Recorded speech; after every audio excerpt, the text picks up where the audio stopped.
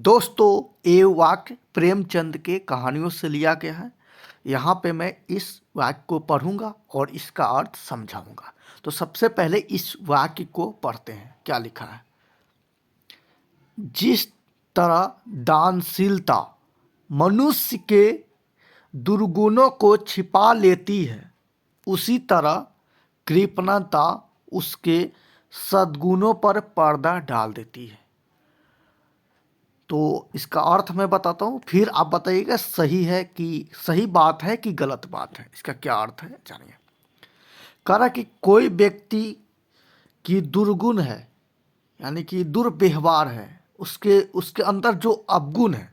तो किसी व्यक्ति के अंदर जो अवगुण है, दुर्गुण है, वो छिप जाता है। कब? जब वो दानशील करता है, दानशील की प्रवृत्ति उसके अंदर होती है।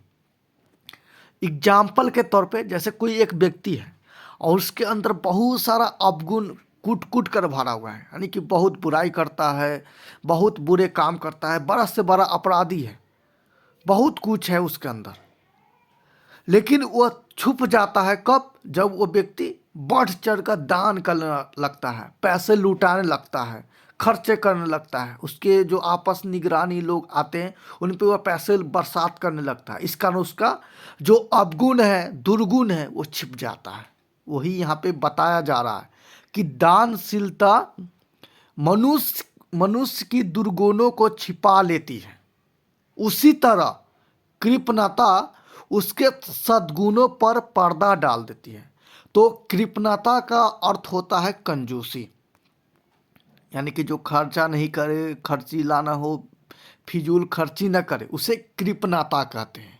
उसके अंदर जो गुण पाया जाता है, यानी कि खर्चे न करने की, पैसे बचाने की, उसके अंदर के गुण को कृपणता कहते हैं। तो कृपणता उसके सद्गुणों पर पर्दा डाल देती है। यानी कि आप दानशील है, खर्चीले हैं, फिजूल खर्चे करते हैं, तो आपके दुर्गुण को छिपा देती है, पर्दा डाल देती है।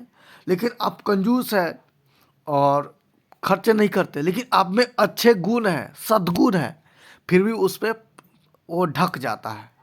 तो ये इस वाक्य से आपने समझ गए होंगे कि आप बुरे से बुरे हैं, खराब है, फर्क नहीं पड़ता।